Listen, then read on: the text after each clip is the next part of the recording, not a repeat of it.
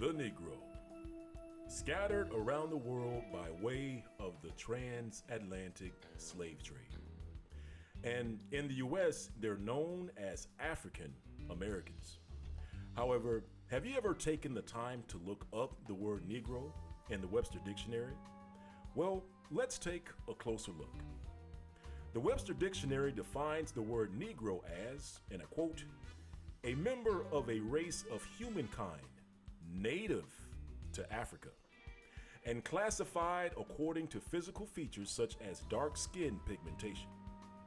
This is what we would expect to find for the definition of the word Negro. However, very few people scroll down to read the section located near the bottom of the page, which reads, First known use of Negro, 1555, in the meaning defined above. In other words, the first written record of the word Negro, meaning an African, started in the year 1555. In other words, the word Negro did not refer to a person of African descent until the year 1555. And with that in mind, the question would be, then who were the people called Negroes before 1555?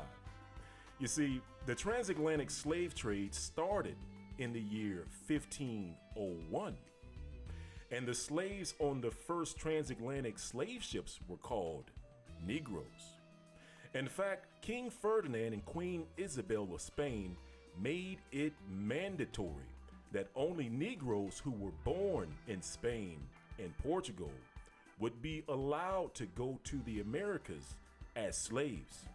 In other words, these Negroes were Spanish and Portuguese natives. And so we need to know who was called Negroes in Spain and Portugal before 1555. Now, in 1492, we see the Spanish Jews who fled into Portugal after being expelled from Spain. We see these Jews were called Negroes.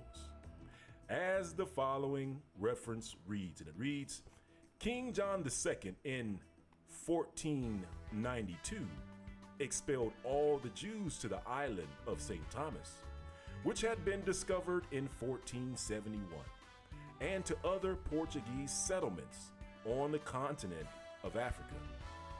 And from these banished Jews, the Black Portuguese, or the Negro Portuguese, as they are called, and the Jews in Luango. Not only were these Spanish and Portuguese Jews called Negroes, they also took on the last name of Negro.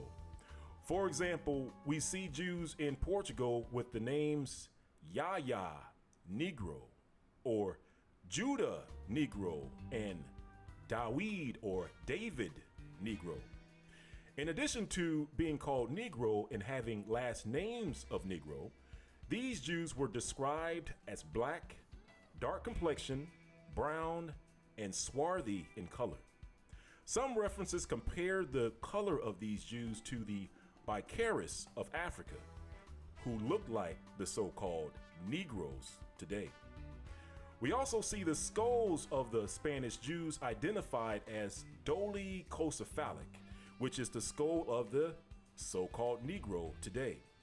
And finally, we see the word Negro associated with these Spanish and Portuguese Jews over and over again. For example, when these black Jews got sick, they called it the Black Plague. When these black Jews were persecuted by the Inquisition